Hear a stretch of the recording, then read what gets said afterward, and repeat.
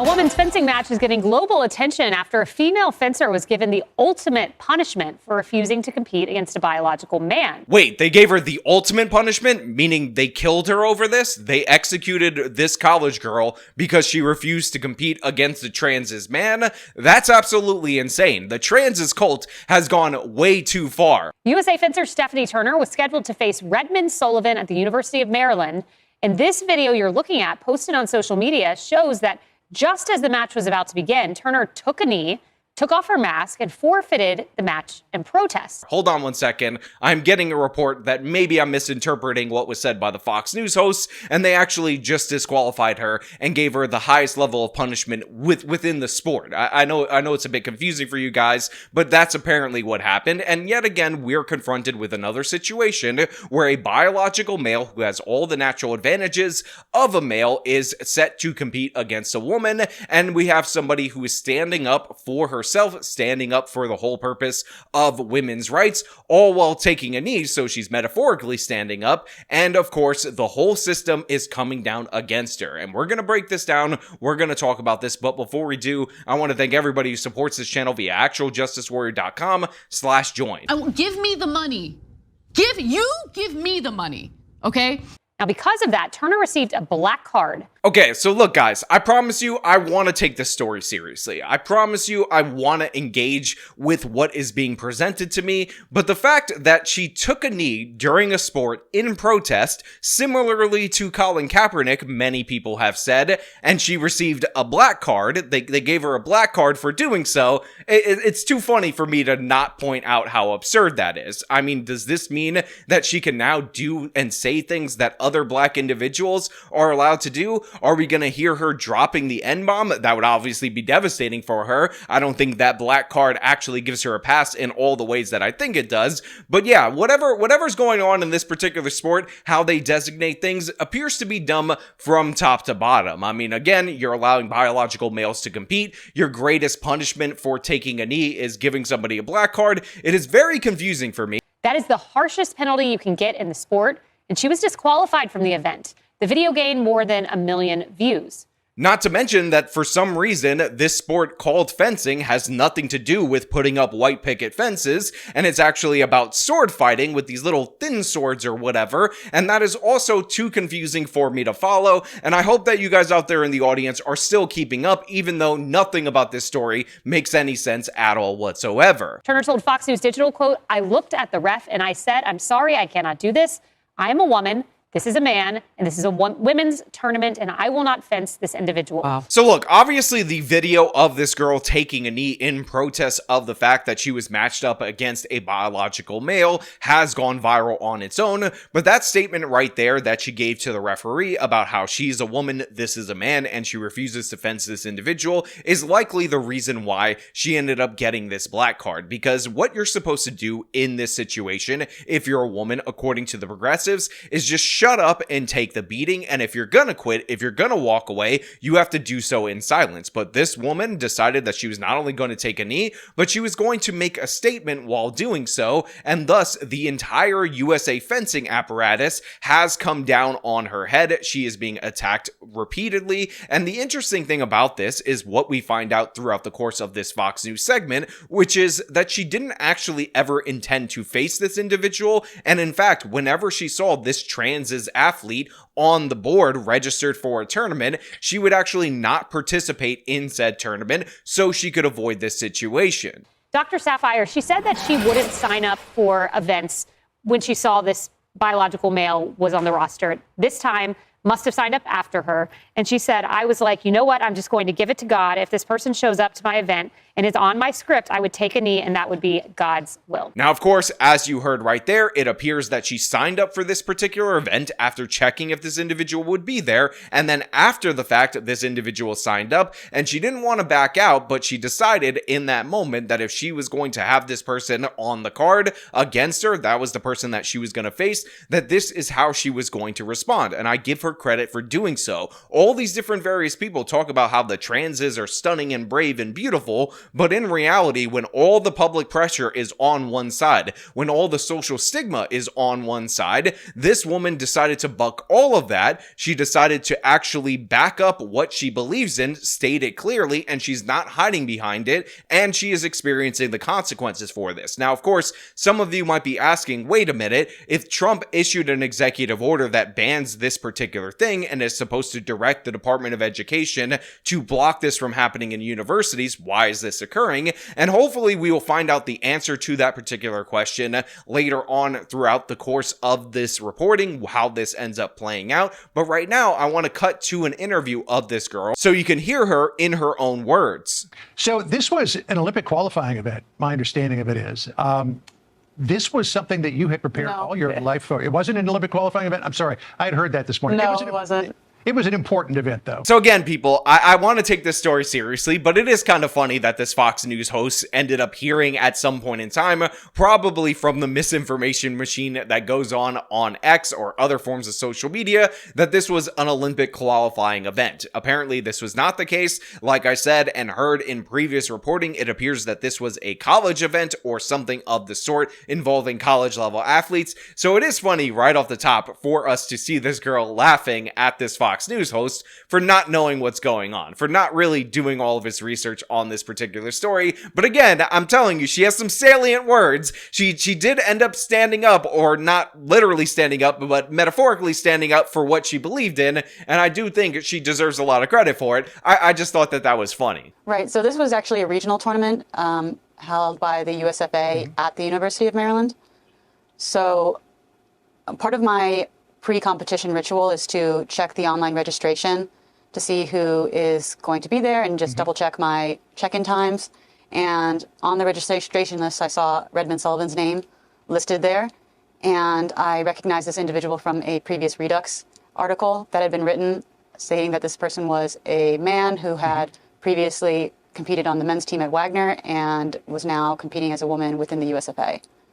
So from that point, I just got really disappointed with the USFA and with this tournament, and I just felt like at a loss. I'd already committed so much money to it and training hours, and I was literally looking forward to this. I do this tournament every year.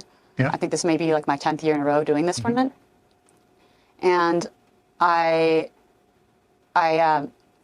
just got really sad and I started crying. So again, an interesting perspective right here. It appears to be that it was hosted at a university, but not a college tournament. It just happened to be the venue of there. And she put up her own money in order to participate in this. And of course, she found out through her research that this person was competing there. And it is quite notable that in college, he played on the male team before the transitioning. So obviously, there was going to be a severe advantage for this person. And again, when you have all these different various women sinking their own money, sinking their own time in order to compete in a female sport, only to be confronted with somebody who, again, played the male counterpart sport that's going to have a crazy unfair advantage against them, you understand why these people are so disturbed by this. And again, I will point out for those of you who are unaware that the purpose of male and female sports is completely different. Male sports is supposed to be the most competitive version of the sport. Anybody and everyone is allowed in a male sport, and the reason for that is because we want to see the best athletes on display. And by the way, if you're a female athlete, even though this doesn't really ever happen, that can compete on the men's level, there are actually no real rules that prohibit you from doing so in professional leagues, because like I always say as an example, if you could throw 97 miles an hour as a pitcher, you will be wanted on a Major League Baseball team. However, female sports exist in order to have a carve out for women, and the whole basis of it is that males are excluded from those sports so that they can have those female sports, because the athletic capabilities of women are significantly less than the capabilities of men. So one is about maximizing competition, the other is about limiting competition, and the one rule, the one basic limitation that you put on female sports is to not allow males in those sports. It's not that complicated, it's not that convoluted, but for whatever reason, USA Fencing seems to think that this is perfectly acceptable. And I think the confusion from the Fox News host earlier on that I was making fun of is actually more related to the fact that in the statement that USA Fencing put on social media, they claim that they followed the Olympic standard, which requires some period of time for transitioning, and therefore that is somehow going to reduce the male advantage in this particular sport, and therefore make it fair, make it even, when we know in reality that is not the case. I told them that I was refusing defense because this person is a man and I am a woman, and this is a women's tournament, and I refuse to fence on principle. And then later, right after this, we see your opponent comes over. What did you say to your opponent at that point? My opponent was a little bit confused, thinking that I was maybe hurt. And I said, no, I am refusing to fence you because I'm a woman and you are a man. I have much love and respect for you, but I will not compete against you. Wow. And See, he responded, okay, well, there's a, yes. Yeah, I was just going to say, I'm sorry, what was his response? His response was, okay, but there's a member of the board of directors here, and he supports me, and there's a policy that says that I'm a woman and I'm allowed to compete in the women's tournament, and if you do this, you're going to get black carded. And I said, I know. So what we find out is that after the initial statement that she gave to the referee that was read to you by the Fox News host, the transes athlete ended up coming over to this person and asking what was going on, checking if this individual was hurt, and she told this person clearly that she was not hurt, and the reason why she was taking a knee is because she didn't want to compete against a biological male, to which the transes ended up responding in this particular case, and basically said, well, guess what, there's somebody on the board that supports me, and they have declared me to be a woman, therefore I am allowed to compete in this particular event. And obviously that did not shake her. And then of course she was told that she would receive a black card for this, and she knew the risk, she knew the consequences of it, and she did in fact receive said black card. So here's what USA Fencing said in a statement to Fox News Digital. USA Fencing enacted our current transgender and non-binary athlete policy in 2023. The policy was designed to expand access to the sport of fencing and create inclusive, safe spaces. So look, yeah, USA Fencing did release this statement on social media saying that they have their transes policy. It dates back to 2023. It's about being inclusive and creating safe spaces and all that. But the thing is that once you start to be inclusive of biological men, you end up undoing the sole purpose of female sports.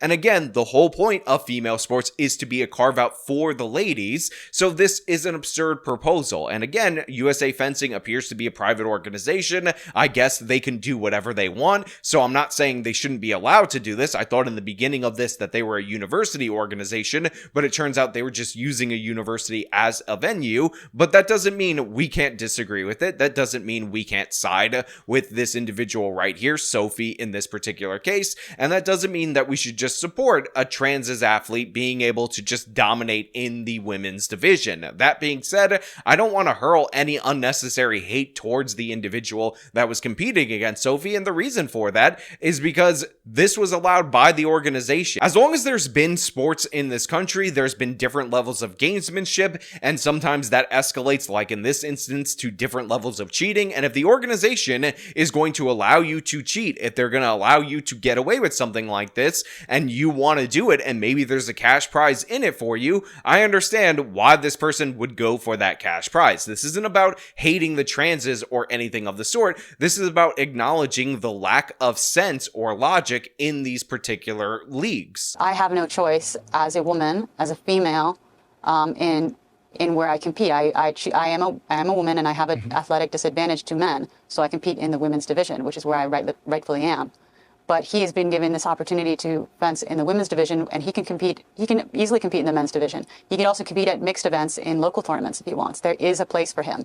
So the idea that they're expanding the women's is just essentially making it an open tournament that can include men, and it ends up hurting me and other girls. Look, I think this is a good point being made by her right here. She competes in the women's division because she has a disadvantage against men. Apparently, there are mixed gender versions of this sport where this person can go if they want to compete, but they decided, oh, well, guess what? This is USA Fencing, and we're going to follow these woke rules in the name of inclusion, even though they do have alternate events where they do allow females to compete against males, and that would be a suitable destination for for this person. Now, of course, obviously the backlash against this girl is really unfortunate. There are all these different lefties trying to pile on her, but I'm going to open up the floor to all of you at this moment in time so you could tell me what you think, even though I can guess what the overall temperature of the conversation will be. As per usual, if you like this video, show them by leaving a like, subscribe for more content, follow me on the social medias, support me via the support links in the description of this video.